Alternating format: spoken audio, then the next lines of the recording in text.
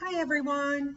Today's Read Aloud, Upside Down, A Dog's Promise by W. Bruce Cameron. We read the first two books aloud, so now I'm reading the third. Figure it's a good one while we're off for the pandemic. So I'm going to start with the prologue. My name is Bailey.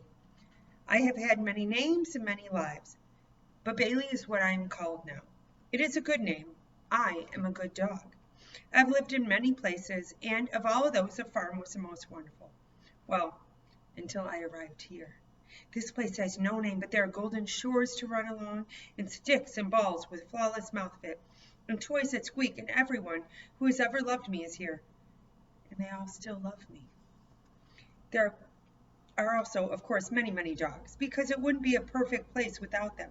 I'm loved by so many people because I've lived so many lives with so many different names. I've been Toby and Molly and Ellie and Max. I've been Betty and I've been Bailey. With each name came a life with a different purpose. My purpose now is simple, to be with my people and to love them. Perhaps that was my ultimate purpose from the start. There is no pain here, only the joy that comes from being surrounded by love. Time was unmarked, passing in serenity until my boy Ethan and my girl CJ came to talk to me. CJ is Ethan's child. I sat up alertly when they appeared because of all the people I'd ever cared about. These two had been the most important in my life. And they were carrying themselves the way people behave when they want a dog to do something. Hello, Bailey, you good dog, Ethan greeted me. CJ ran a soothing hand over my fur. For a moment or two, we just shared our love with each other. I know you understand that you have lived before, Bailey. I know you had a very special purpose, that you saved me, Ethan said. And you saved me too, Bailey, my Molly girl, my Max, CJ added. When CJ said those names, I remembered how I had accompanied her on her life's journey. I wagged at the memory. She put her arms around me.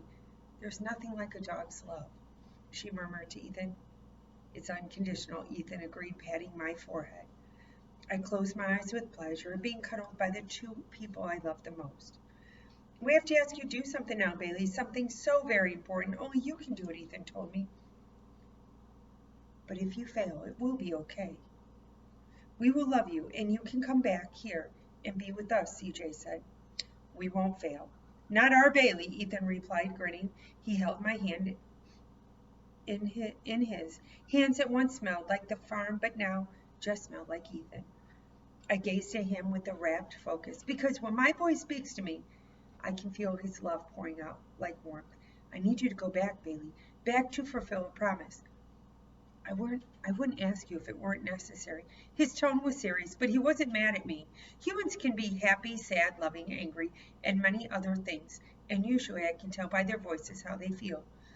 Dogs are pretty much happy, which might be why we don't need to talk. This time will be different, Bailey, CJ advised.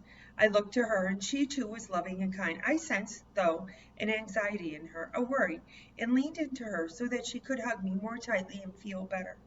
You won't remember anything, Ethan was speaking softly now. None of your lives. Not me, not the farm, not this place. Well, CJ objected, her voice as quiet as Ethan's. Maybe not remember exactly, but you have been through so much. You will be a wise dog now, Bailey, an old soul. Here's the tough part, buddy. You won't even remember me. CJ and I will fade from your mind. Ethan was sad. I gave his hand a lick. Sadness in people is the reason there are dogs. CJ petted me. Not forever, though. Ethan nodded. That's right, Bailey, not forever. The next time you see me, I won't look like this, but you'll recognize me. And when you do, you will remember everything. All of your lives. It will all come back, and maybe then you'll understand that you are an angel dog who helped fulfill a very important promise. CJ stirred, and Ethan looked up at her. He won't fail, Ethan insisted. Not my Bailey.